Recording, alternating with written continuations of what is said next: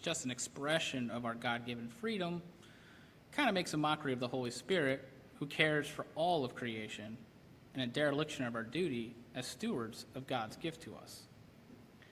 This story is a flashing red warning that when we stop considering how our actions affect those around us and only care about our needs, wants, and desires, we're falling away from God. And we are. We have so prioritized and idolized individualism that we have so little left of community. And this story should make us uncomfortable because it's kind of calling us out. Here's a little example. About 200 years ago, in America, if someone showed up at your door, the custom was to put them up for the night and let them visit. Even George Washington did this. And in 1 year, after he had retired from the presidency, he had over 400 guests at his private house, Mount Vernon. Now, we literally shoot people who ring the doorbell or knock on it. We've become so withdrawn from community that we're afraid of everyone. How can we honestly expect people to come together and do good when we've been taught that individual is best? I'll be honest, there is no simple fix for this. It's a change that took years to happen, and it will take years to reverse it. It will take all of us making the conscious choice to make more decisions and actions with the first concern and thought being for the good of all, rather than what's best for me.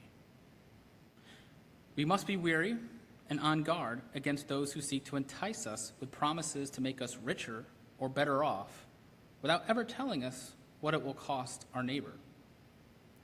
We must teach ourselves to no longer fall for the trick of allowing our community to be divided into smaller and smaller pieces and pitted against each other for the sake of power grabs.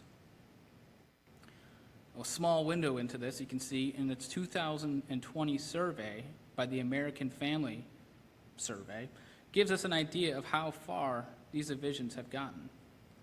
It found in 2020 that only 3.6% of all marriages in the United States are between a Republican and a Democrat. Just 4 years earlier, it was 9%.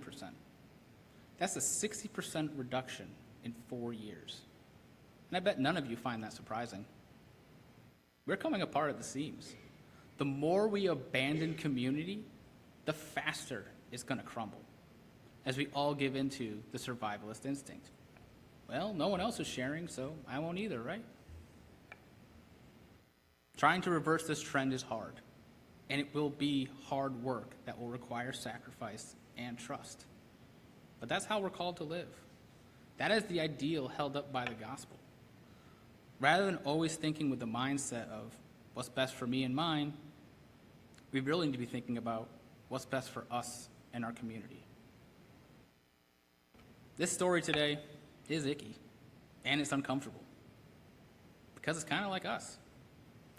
We as a society, kind of sympathize with Ananias and Sapphira. But if we keep cutting ourselves off from the body at large,